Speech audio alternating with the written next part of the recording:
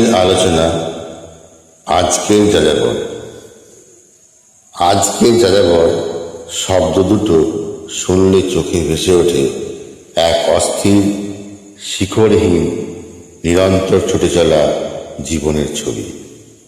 কিন্তু বর্তমান সময়ের সামাজিক, রাজনৈতিক ও অর্থনৈতিক নৈরাজ্যের প্রেক্ষাপটে দাঁড়িয়ে এই যাযাবর শব্দটির সংজ্ঞা কেবল ভৌগোলিক যাযাবর বৃত্তির মধ্যে সীমাবদ্ধ নয়। আজ যেন আমরা প্রত্যেকেই নিজ ভূমিতে একজন মানসিক, সামাজিক কিংবা অর্থনৈতিক যাযাবর।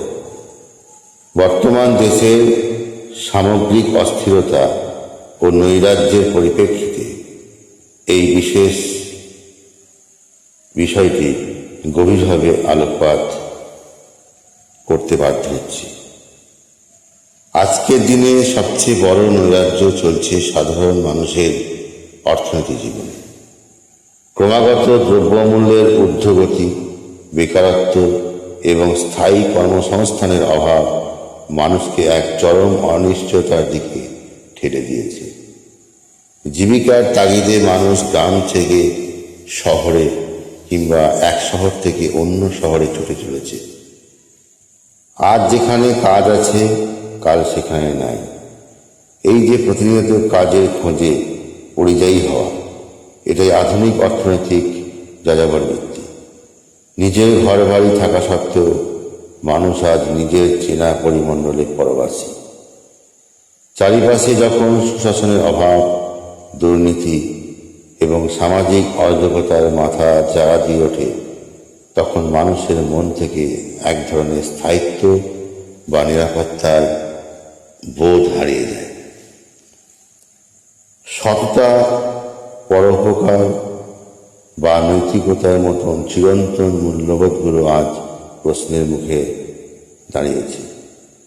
মানুষ সমাজবদ্ধভাবে বাঁচে শান্তি যার আশায়, কিন্তু যখন সেই সমাজই নৈরাজ্যের আখড়া হয়ে ওঠে, তখন মানুষ মানসিকভাবে একা হয়ে পড়ে।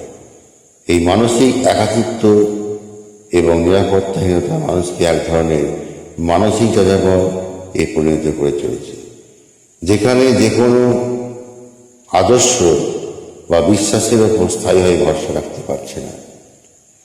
দেশের বর্তমান অস্থির পরিস্থিতি, রাজনৈতিক কোন্দল এবং মেধার সঠিক মূল্যায়নের অভাব তরুণ প্রজন্মকে চরম হতাশায় নিয়োজিত করে চলেছে। উপযুক্ত শিক্ষার পরেও যখন কর্মসংস্থানের মেলে না, তখন তরুণ মনের ক্ষোভ ও হতাশা তাদের দিশাহারা করে দেবে। দেশের অস্থিতিশীল পরিবেশ থেকে বাঁচতে এবং একটু উন্নত জীবনের আশায় আজকের মেধা ছাত্রীরা বা মেধা তরুণরা দলে দলে বিদেশে পাড়ি দিচ্ছে।